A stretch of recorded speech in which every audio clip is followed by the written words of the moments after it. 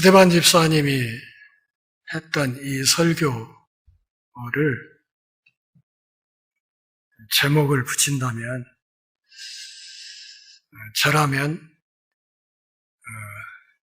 원목이 은이목에게 이렇게 한번 붙여볼 수 있을 것 같습니다. 가구 재료상에 가면 원목도 있고 무늬목도 있죠.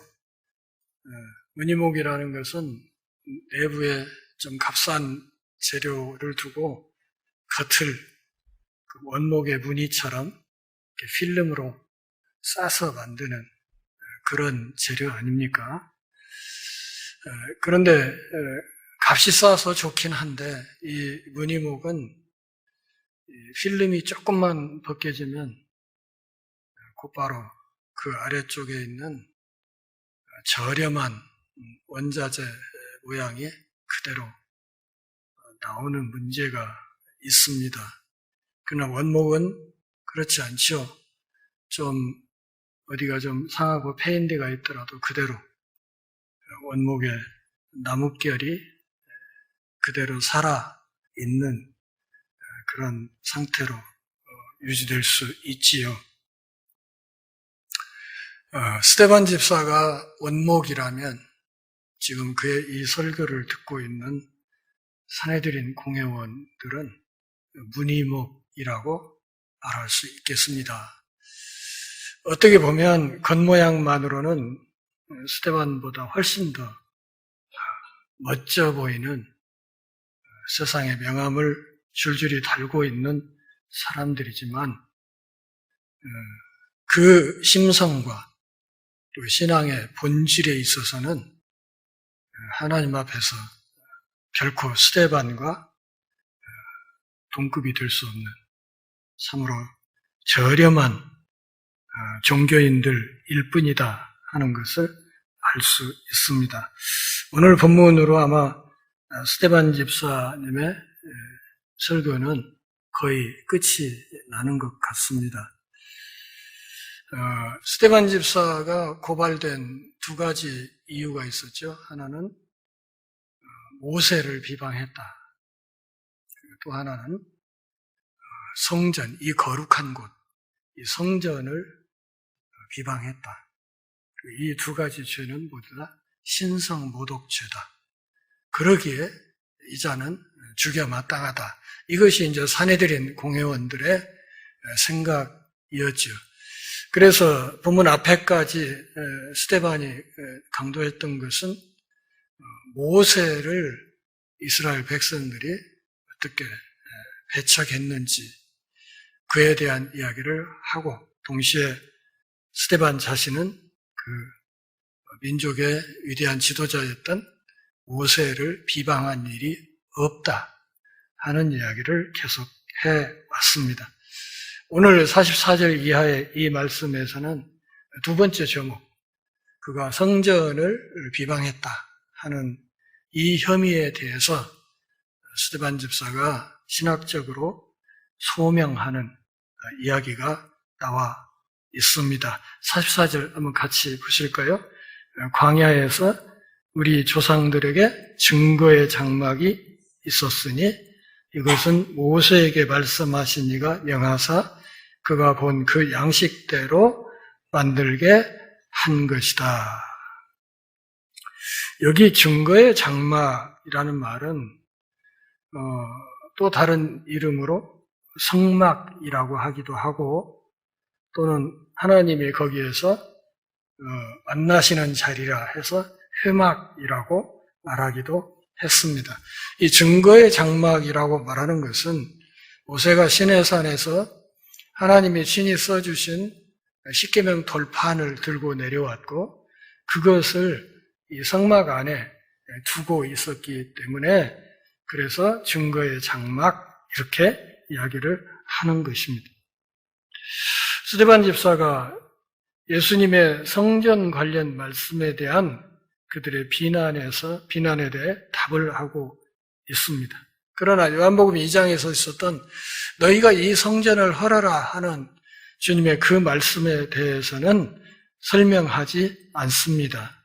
다만 이 성전에 대해서 설명하기를 하나님과 그분의 백성 곧 이스라엘 사이에 언약이 들어있는 증거의 장막이 있었다 하는 사실을 일깨워 줍니다. 우리 조상들에게 광야길에 증거의 장막이 함께하고 있었다.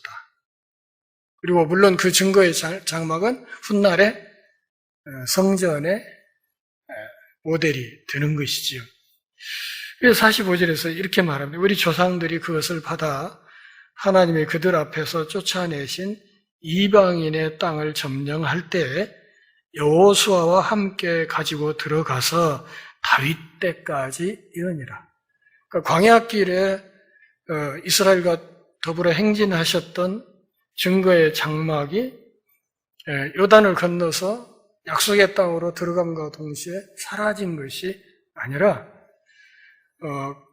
약속의 땅을 점령할 때 민족 지도자로 서 있었던 여호수아가 그 증거의 장막을 그대로 물려받아서 약속의 땅 안으로 들어갔고, 그리고 거기에서 증거의 장막이 있다가 다윗 임금 때까지 이 증거의 장막이 있었다고 말을 하는 것입니다.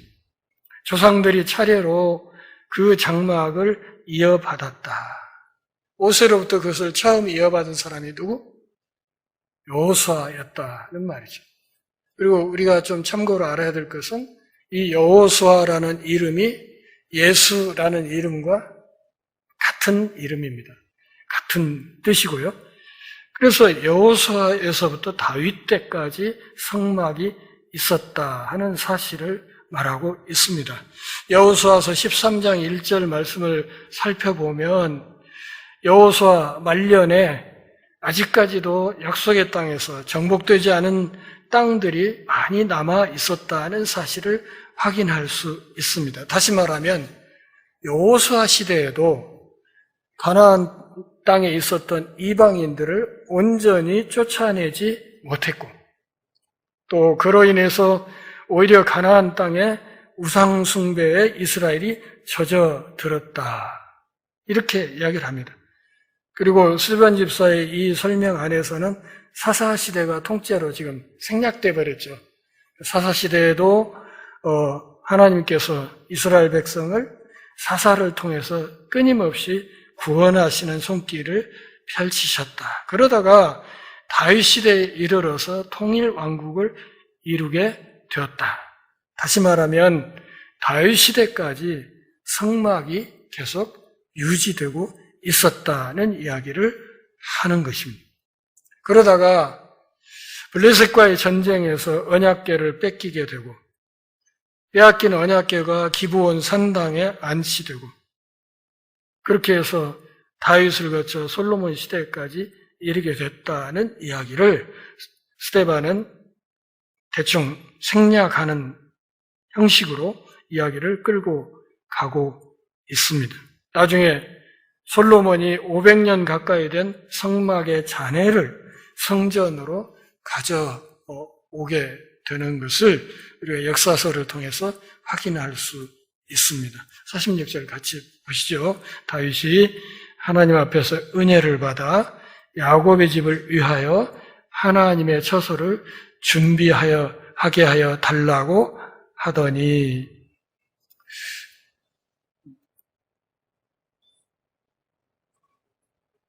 그럼 비행기가 저렇게 계속 날아다녀요?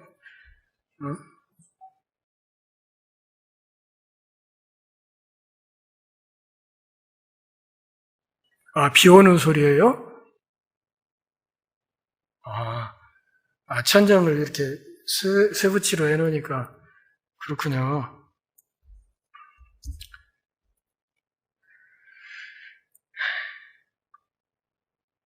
하나님이 이렇게 또 백그라운드 뮤직을 깔아주시고, 다윗이 하나님의 성전을 건축하고 싶어 했죠. 그런데 하나님이 그걸 허락지 않습니다. 이유는 뭐예요? 좀 피를 많이 흘렸다. 너는 피를 너무 많이 흘린 군인이었다. 그래서 네 손으로 성전을 짓는 것은 내가 허락하지 않는다. 이렇게 이야기를 했어요. 그럼에도 불구하고 46절에서 스데반은 이것을 어떻게 설명했냐면 다윗이 하나님 앞에서 은혜를 받았다. 이렇게 말해요.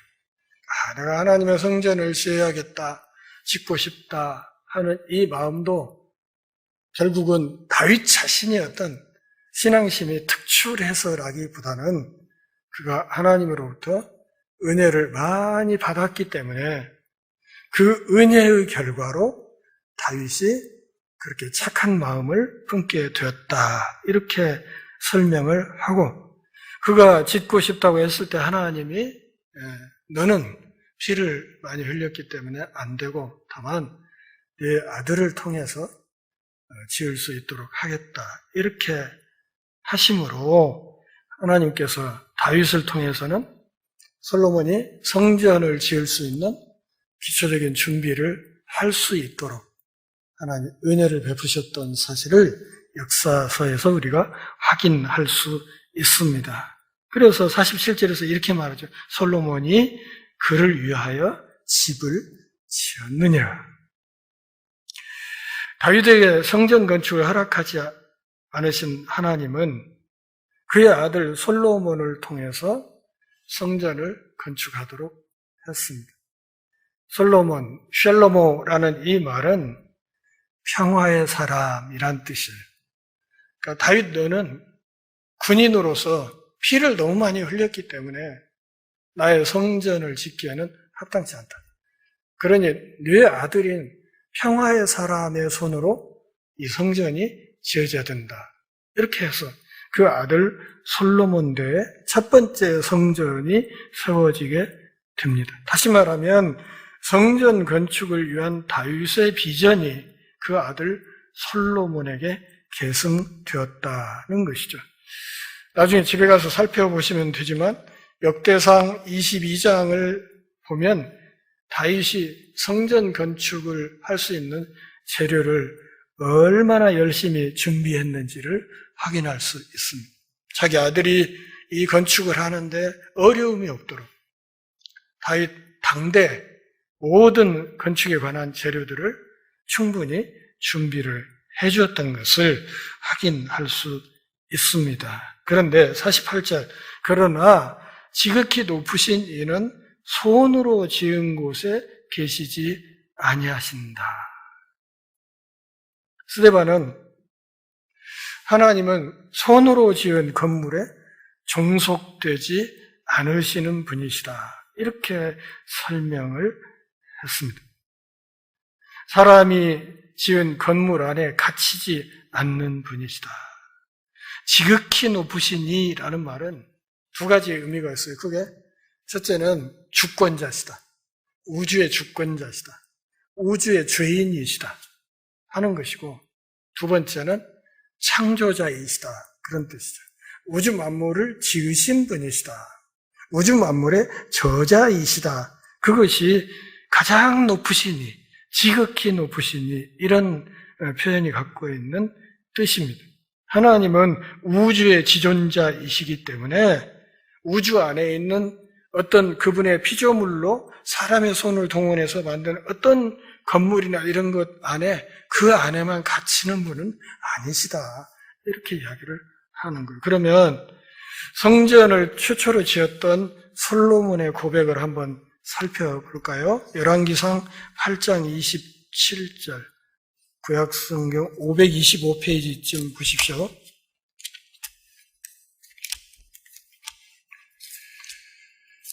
구약성경 525쪽, 열왕기상 8장 27절 같이 읽습니다.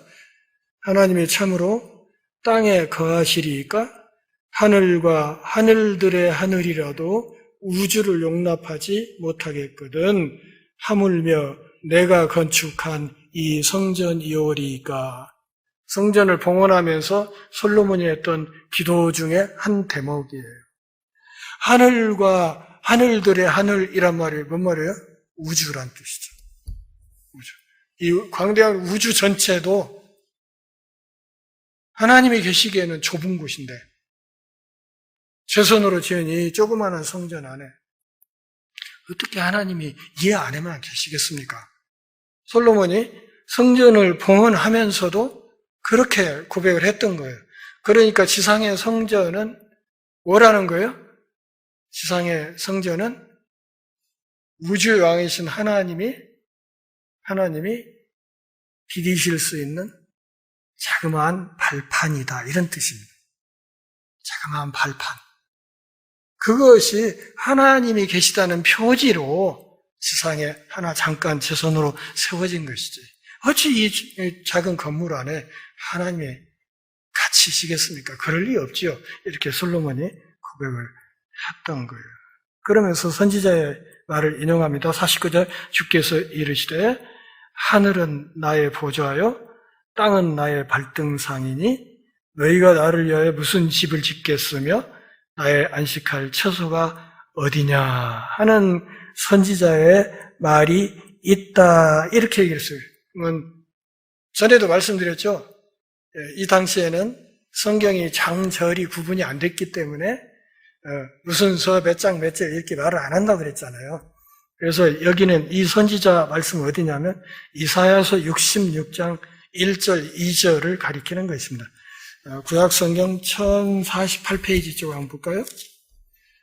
이사야서 66장 1절 2절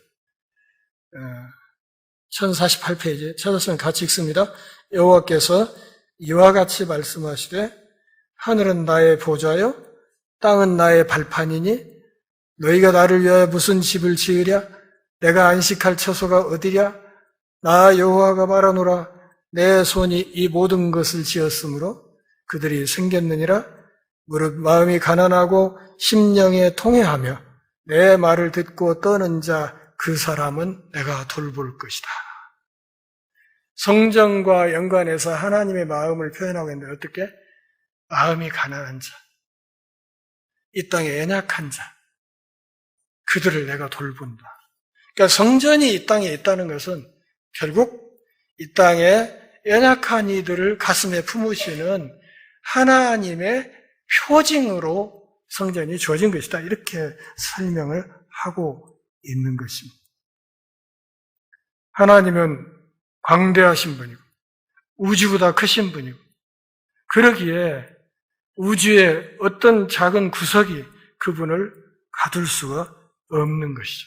우주 전체에 걸쳐서 그분이 활동을 하십니다.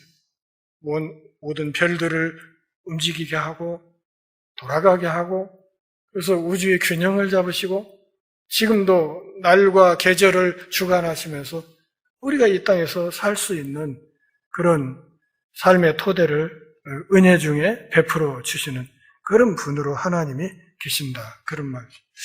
지금 이제 제가 느끼는 건데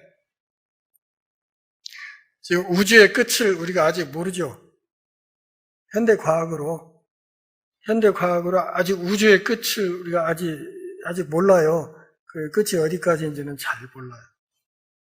수많은 은하계들이 있고 그 안에 또 별무리들이 있고 그 태양계가 있고 그 안에 우리가 사는 지구라는 파란 별이 있고 그래요.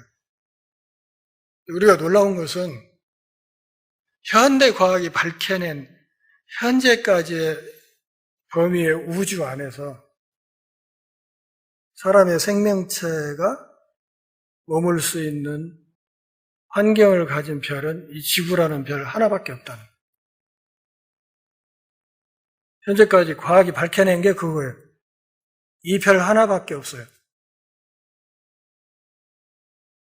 자전축이 23.5도로 기울어져서 북반구 남반구에 사계절이 변화가 되는 이런 거.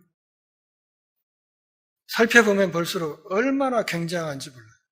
요즘 이제 그 신학하고 과학하고 막 이렇게 다툼이 있어서 막 서로 네가 옳다 내가 옳다 그러고 있는데 사실 현대 과학이 밝혀낸 것은 우주 전체 비밀의 5%도 안 돼요. 현대 과학이 아무리 발달했어도 5%도 안 돼요. 또 신학도 마찬가지. 신학이 아무리 발달했어도 성경이 말하는 이 진리를 완벽하게 밝혀낸 게 아니에요. 계속 신학도 발전해 가고 있고 성경 해석학도 발전해 가고 있어요. 그 유명한 갈릴레오 전쟁이 재판이 그런 거 아닙니까? 태양이 지구 주위를 돈다 이렇게 교회에서 가르치고 있다가 갈릴레오에 대해서 재판하고 막 이랬던 거.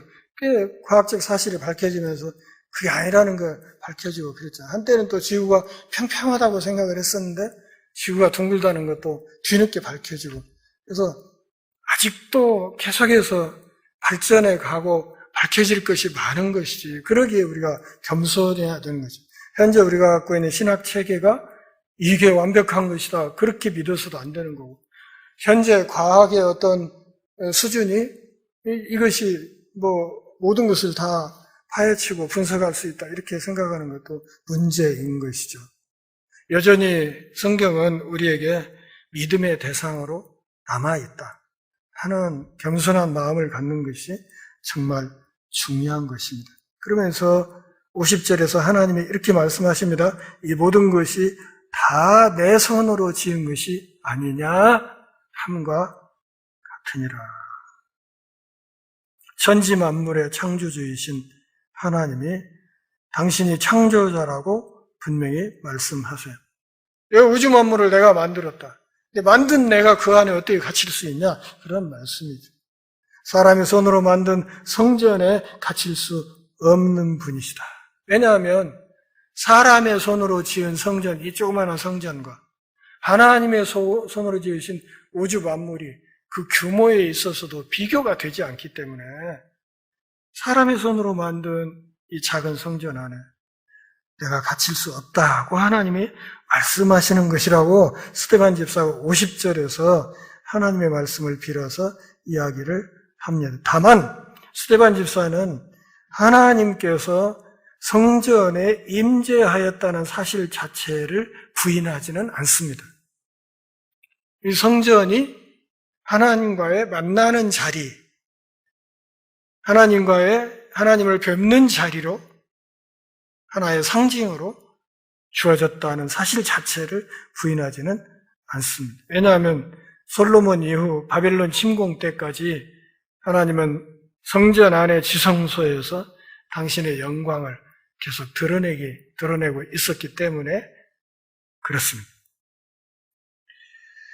이사야서 57장 15절 말씀을 보면 하나님은 시간과 영원의 공간의 영원 속에 거하시는 분, 높고 거룩하신 우주의 지존이라고 말씀하시고 아울러서 통회하고 겸손한 마음을 가진 사람과 함께 하신다고 말씀하고 있습니다.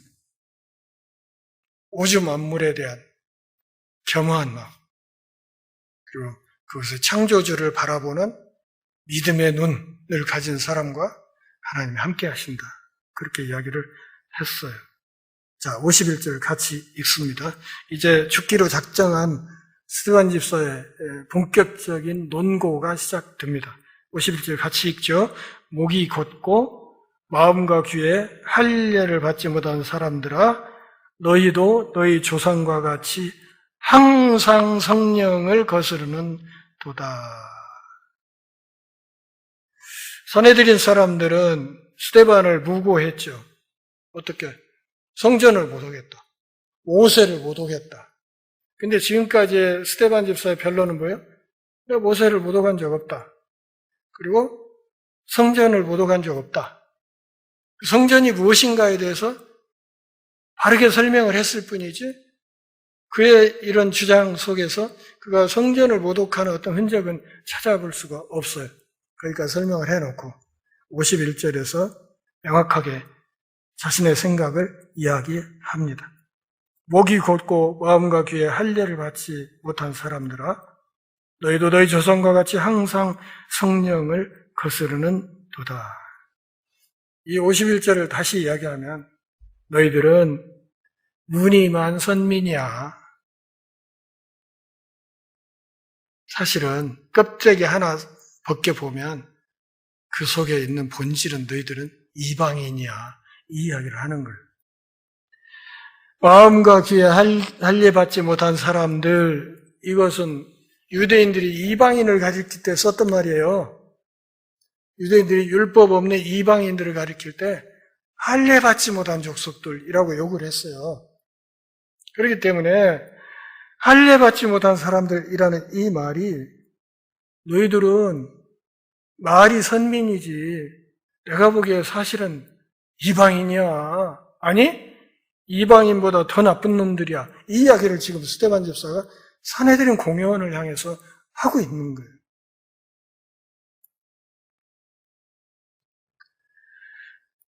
(51절에서) 태도를 싹 바꿔가지고 이렇게 갑자기 거칠게 자기 말을 듣고 있던 사람들을 공격하는 이유가 뭘까요? 여기까지 50절까지 이야기를 쭉 해오면서 스데반이 눈 감고 얘기한 건 아니잖아요. 네?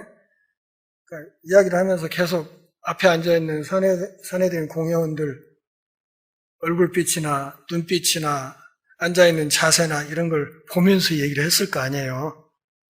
그래서 이야기를 하다 보니까 어떤 느낌? 내 이야기가 튕기는구나.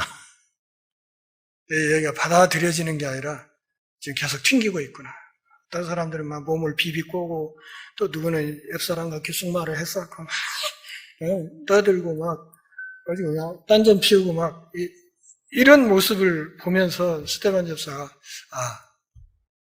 내 말을 듣지 않는구나. 그러면 이 좋은 얘기를 굳이 그렇게 귀양 보낼 필요는 없지. 이렇게 생각을 하고 노골적으로 그들에 대해서 논고를 시작한 겁니다. 그들이 죄가 무엇인지를 이제 명확하게 짚어야겠구나. 이렇게 생각을 한 것이죠. 청중들의 분노와 속삭임과 그들의 불쾌한 표정을 목격하고 그들을 책망하기 시작했어요. 그가 전하는 이 복음을 거부하는 태도는 곧바로 이방인과 다를 바가 없다. 이렇게 생각을 하고 그러면서 신명기 말씀을 인용해서 마음의 할례를 받지 못한 사람이다. 이렇게 얘기를 한 거예요. 신명기 10장 16절 또 30장 6절 말씀을 보면 마음의 할례를 받으라는 표현이 있어요. 할례는 이스라엘 백성들의 남성들의 생식기에 하는 게 아니고 그것은 마음의 할례를 표징하는 것뿐이지 살점 떼내는 것 자체가 언약의 표징은 아니다. 진짜 할례는 마음에 해야 되는 거다.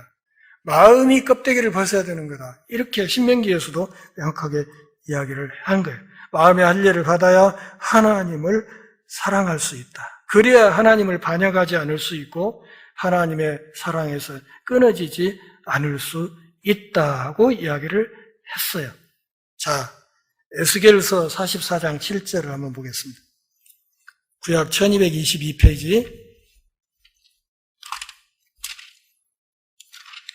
1222페이지 에스겔서 44장 7절 찾았으면 같이 읽을까요? 너희가 마음과 몸에 할례받지 아니한 이방인을 데려오고 거기 뭐라고 되어 있어요?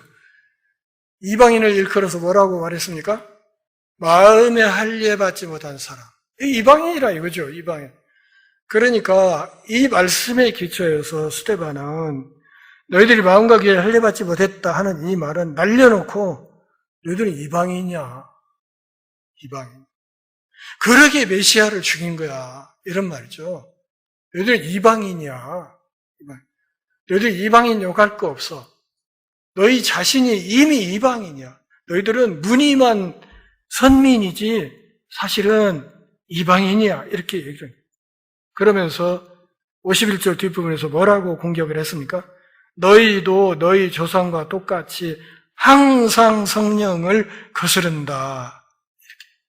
앞에서 스데반이 뭐라고 설교했었습니까? 요셉을 그의 형제 이스라엘이 배척했다. 이런 이야기 했었죠.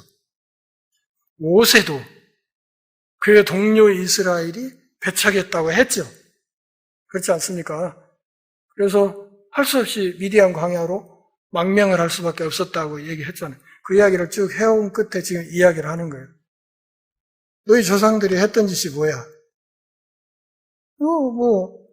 요셉 배척했고, 모세 배척했고, 그 버릇 고치지 못하고, 너희도 지금 그 짓 하고 있는 거 아니야? 이렇게 이야기를 하는 거예요. 그러니 너희들의 본질은 이방이냐? 너희들의 본질이 이방인이기 때문에 지금 계속해서 성령의 사역을 거스르고 있는 거야. 성령이 하시는 일에 반기를 들고 있는 거야. 이렇게 말해요. 예수님이 공생의 기간에 했던 말씀, 중요한 말씀 하나 있죠? 모든 죄는 다 용서받을 수 있지만, 심지어 지금 땅에 메시아로 와 있는 나를 거스르는 죄도 용서받을 수 있는데, 한 가지 용서받을 수 없는 죄가 있다 그랬어요. 그게 뭐예요? 성령을 거스르는 죄. 성령을 대적하는 죄. 그것은 영원히 용서받지 못한다. 그렇게 얘기를 했죠. 따라서 지금 스데반 집사가 성령의 다스림과 인도 속에서 하고 있는 이 설교를 튕기는 것은 이 설교를 거부하는 것 자체도 여전히 성령을 거스르는 행위이다. 이렇게 이야기를 한 것입니다. 그러면서 52절에서 좀 더 구체적으로 이야기를 합니다. 너희 조상들이 선지자들 중에 누구운들 박해하지 아니하였느냐? 의인이 오리라고 예고한 자들을 그들이 죽였고 이제 너희는 그 의인을 잡아준 자요 살인한 자가 되나니. 53절 너희는 천사가 전한 율법을 받고도 지키지 아니하였도다. 53절에서 아예 통째로 너희들은 하나님이 주신 성경 말씀을 통째로 듣지 않는 사람들이요. 이렇게 얘기를 해버린 거예요. 자, 스데반 집사가 지금 51절부터 53절까지 이스라엘의 죄를 4가지로 정리해서 얘기하고 있습니다. 4가지 죄예요. 첫째, 51절 끝에 있는 대로 항상 성령을 거스르고 있다. 항상 성령을 거스른다. 두 번째,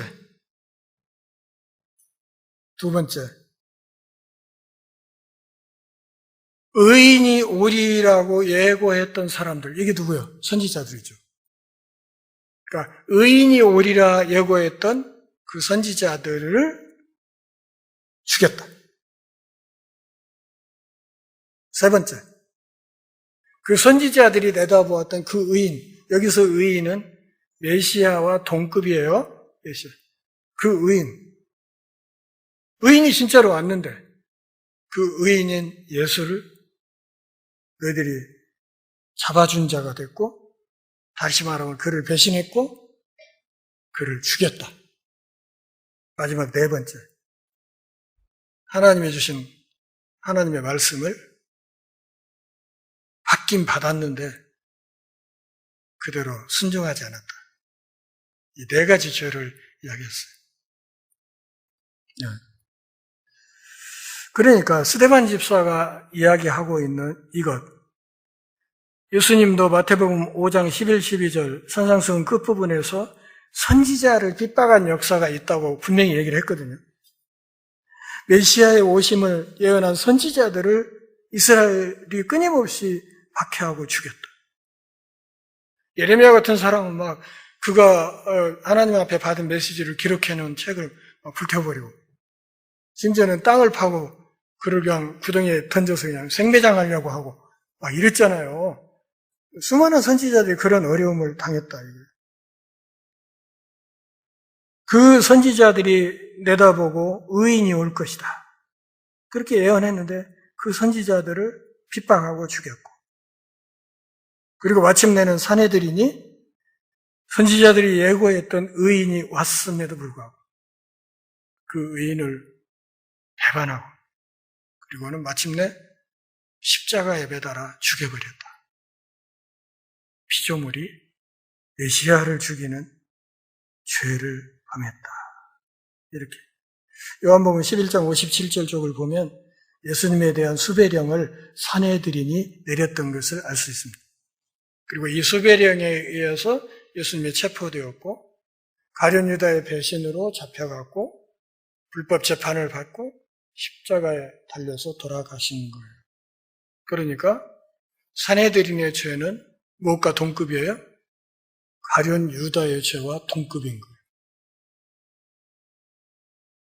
예수님을 배신했던 가룟 유다의 죄나 예수님에 대한 수배령을 내리고 로마 권력을 빌어서까지 십자가에 달아 죽였던 산헤드린의 죄는 동급인 거예요. 너희들은 그 의인을 배신하고 배신했을 뿐만 아니라 그를 직접 죽이는 죄를 범했다. 이 천사가 전한 율법이라고 했는데 신명기 32장을 해석한 헬라어 번역 70인역에 보면 거기에 천사가 하나님의 말씀을 전했다는 이야기가 있어요. 그래서 70인역에 기초해서 지금 스데반이 이야기를 하고 있는 겁니다. 그러니까 천사가 전해줬다 하는 말은 결국 하나님이 전해주셨다 하는 말과 같은 뜻이에요. 하나님이 직접 전해주신 그분의 말씀도 너희들이 통째로 말씀을 받긴 받았는데 순종하지 않았다. 그렇게 이야기를 합니다. 예수님과 제자들, 예수님과 스데반이 모세를 이상하게 이야기하고 성전을 못 오간 것이 아니라 율법과 선지자들이 예언한 그분을 배신하고 죽임으로써 산헤드린 너희들이 바로 모세를 등지고 성전을 모독한 사람들이라 이렇게 이야기를 한 거예요. 너희들이 모세를 모독하고 하나님을 모독해서 신성 모독죄를 범했다. 그러니 율법에 의해서 너희들은 사형이 마땅하다 이 이야기를 한 거예요. 이렇게 스데반이 노골적으로 구형은 하지 않았지만 지금 암묵적으로 하고 있는 이 51절부터 53절까지 이야기의 핵심은 뭐냐면 너희들 사형당해야 돼. 그러니 너희들 사형감이야. 근데 왜 거꾸로 나를 잡아다 이러는 이야기를 하는 거거든. 사랑하는 동역자 여러분, 산헤드린은 자기들의 협소한 신학 체계 안에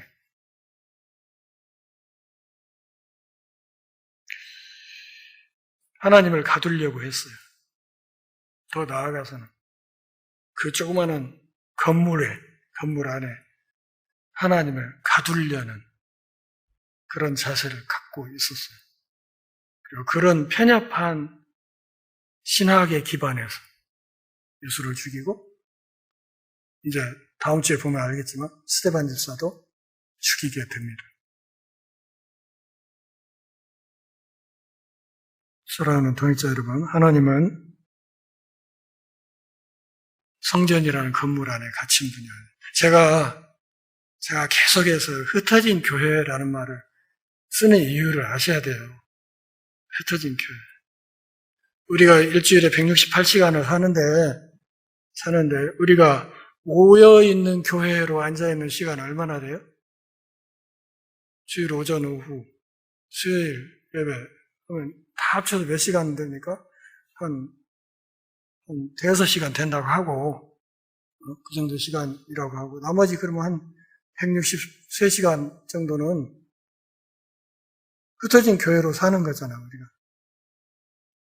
훨씬 많은 시간을 교회당 밖에서 우리가 살잖아요.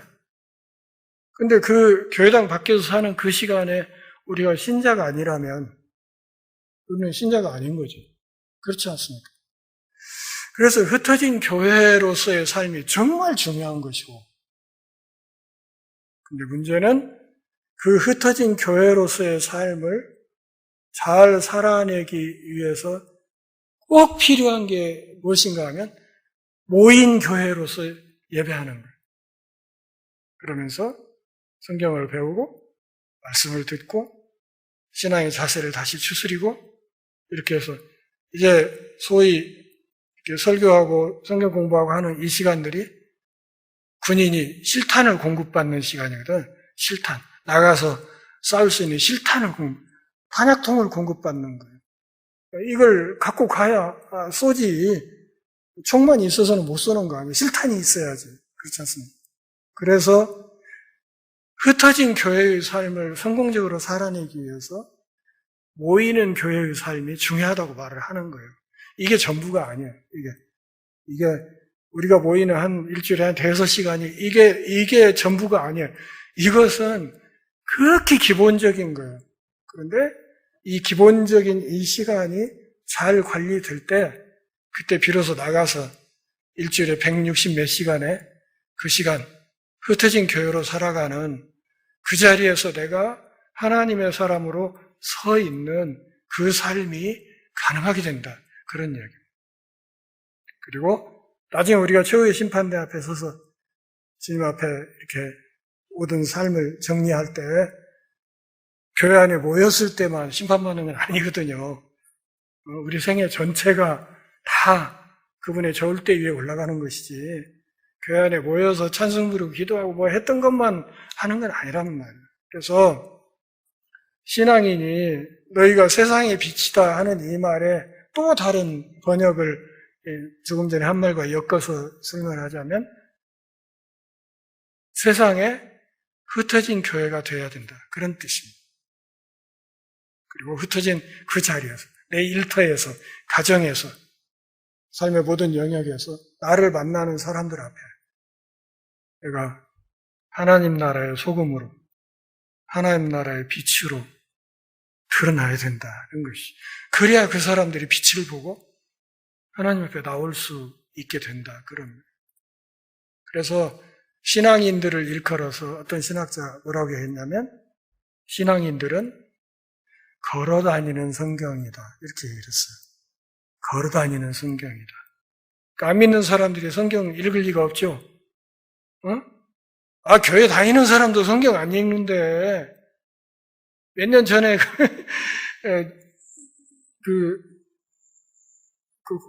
뉴욕타임스인가 어디서 이렇게 설문조사를 했는데 전 세계 기독교인들이 일주일에 성경 읽는 시간을 이렇게 설문받아서 통계를 냈더니 일주일에 8분이래나 평균이 8분.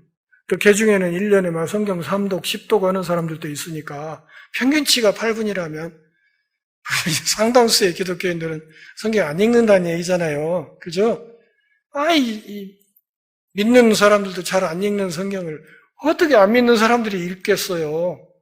그런데 그들이 읽는 성경이 있다. 그게 그냥 예수 믿는다고 하고 돌아다니는 흩어진 교회로 돌아다니는 하나님의 자녀들이라는 거예요. 그들이 믿지 않는 사람들이 읽는 성경이라는 거예요. 그래서 우리가 행동 똑바로 해야죠. 생각도 바르게 해야 되고 말도 반듯하게 해야 되고. 왜? 전주일림교회 집사니까, 전주일림교회 중직자니까, 하나님의 자녀이니까 흩어진 교회로 할 때 직장 안에서 나를 만나는 사람들이 내 안에서 내 안에 있는 그리스도를 볼 수 있게 돕는 것, 이게 우리가 살아가는 중요한 목표 아니냐, 그런 말이죠.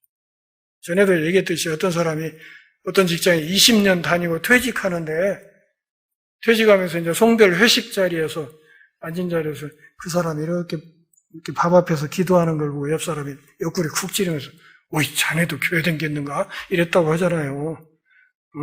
그러면 그 20년 동안 그 사람은 직장에서 뭐 한 거야?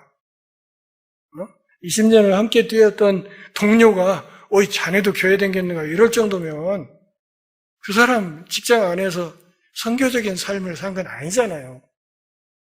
하나님이 주신 기회와 시간을 엄청나게 낭비해버린 거잖아요.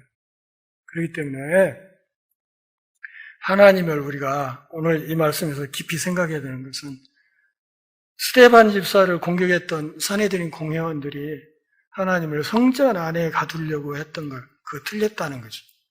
그랬던 것처럼 우리 역시도 오늘 우리가 이렇게 모이는 이 교회당 안에 하나님을 가두려는 자세를 가지면 안 된다. 우주에 안 계시는 곳이 없는